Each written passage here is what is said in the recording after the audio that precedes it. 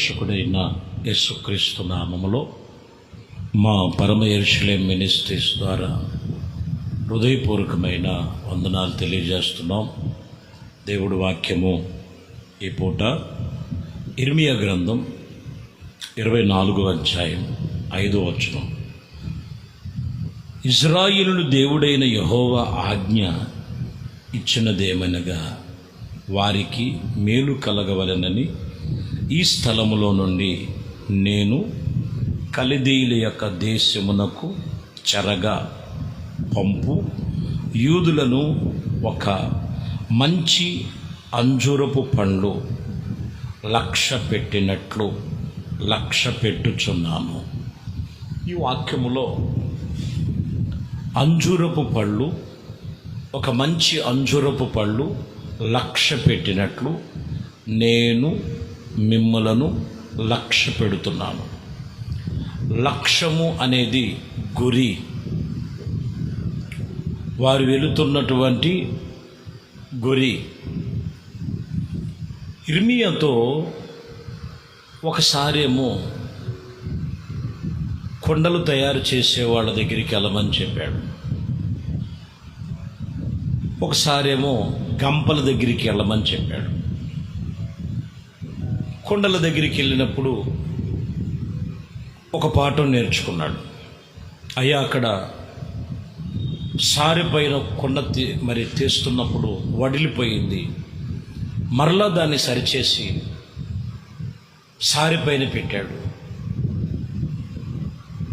గంప దగ్గరికి వెళ్ళినప్పుడు కొన్ని మంచివి ఉన్నాయి, కొన్ని మరి కానివి ఉన్నవి అని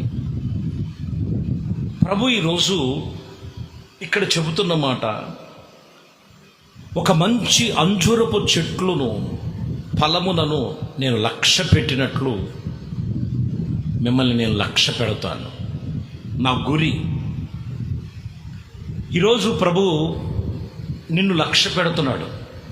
నువ్వు ప్రభు సన్నిధిలో నువ్వు ఆయన మీద నీ లక్ష్యం, నీ గురి ఏంటో ఒక్కసారి నువ్వు జ్ఞాపకం చేసుకోవాలి. నిర్గమకాండములో 2వ అధ్యాయము 24వ వచనం. కాగా దేవుడు వారి మూలుగులను విని అబ్రహాము, ఇస్సాకు, యాకోబులను తాను చేసిన నిబంధనను జ్ఞాపకము చేసుకున్నాడు, లక్ష్యం పెట్టాడు.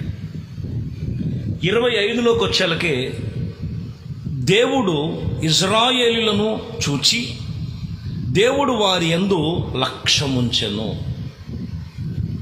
అబ్రహాము, ఇస్సాకు, యాకోబులతో ఆయన నిబంధన చేసినది దేవుడు ఇశ్రాయేలును చూసి దేవుడు వారి మీద లక్ష్యముంచెను. ఎప్పుడు ఒకరి మీద లక్ష్యం ఉంచుతారంటే, ఒకరు ఆయన వైపు త్రిప్పబడాలి, ఆయన చెప్పినటువంటి ఆయన నిబంధన ప్రకారముగా నడుచుకోవాలి, ఆయన చెప్పినటువంటి రీతిగా వారు దేవునికి లోబడినట్లయితే వారి మీద ప్రభు లక్ష్యముంచుతాడు. లేకపోతే సూర్యుని కింద నరులు వాళ్ళ ప్రయాస అంతా కూడా వ్యర్థమైపోతుంది. ఎందుకనంటే ప్రసంగి గ్రంథములో 4వ అధ్యాయం 1వ వచనంలో మీరు గమనిస్తే,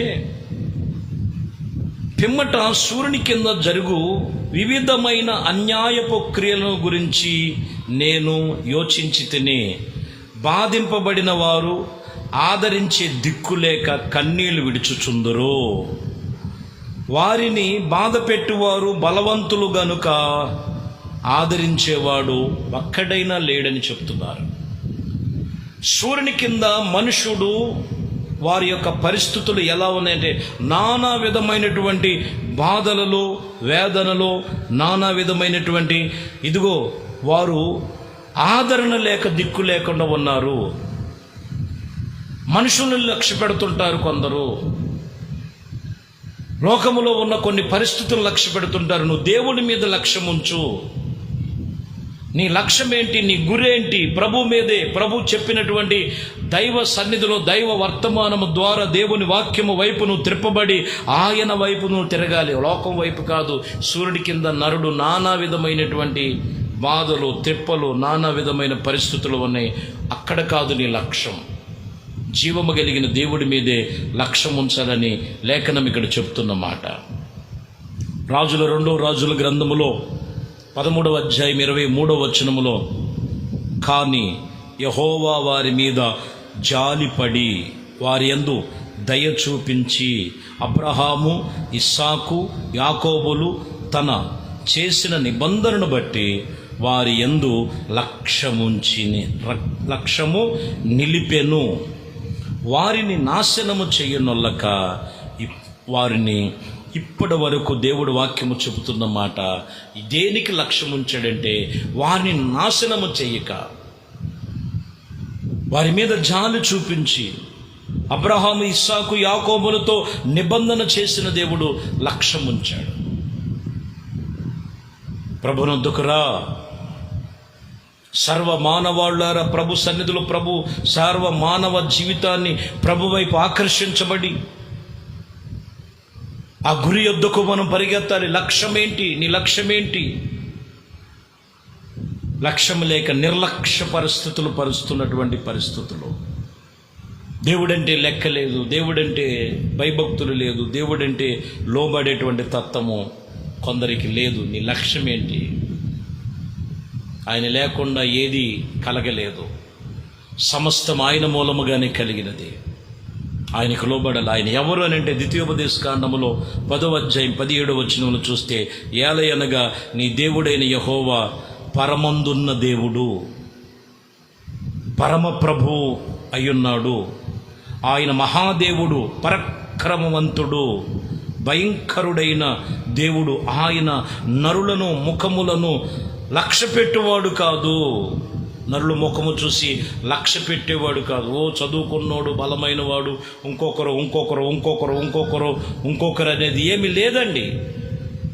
వాక్యం చెప్తున్నమాట. నరుల ముఖము చూసి లక్ష్య పెట్టడు. ఆయన ఎవరంటే పరాక్రమము కలిగిన దేవుడు, ఆయన మహా గొప్ప దేవుడు, సర్వశక్తి కలిగిన దేవుడు. ఆయనే మన గురి. ఆయన లక్ష్య పెట్టు. ఆయన యందు భయభక్తులు కలిగినటువంటి అనుభవాల మధ్యలో నువ్వు నడుచుకో. వాక్యం చెప్తున్న మాటలు ఇవే ప్రియమైన దేవుని బిడ్డలారా. సర్వశక్తి కలిగిన దేవునితో నిబంధన కలిగి నడుచుకో. అదే చెప్తున్న మాట. ఆయన ఎవరో తెలుసుకో. గలతీయులకు రాసిన పత్రికలో రాయబడిన మాట 2వ అధ్యాయం 6వ వచనం, ఎన్నికైన వారిగా ఎంచబడిన వారి యందు నేను ఏమీ నేర్చుకొనలేదు. అర్థమైందండి? ఈ నరుల్లో మరి ఎవరి చేసేటువంటి పరిస్థితులలో ఏమేం చేస్తున్నారో నేను వాటిని ఎంచుకోలేదు. వారి యందు నాకు లక్ష్యం లేదు.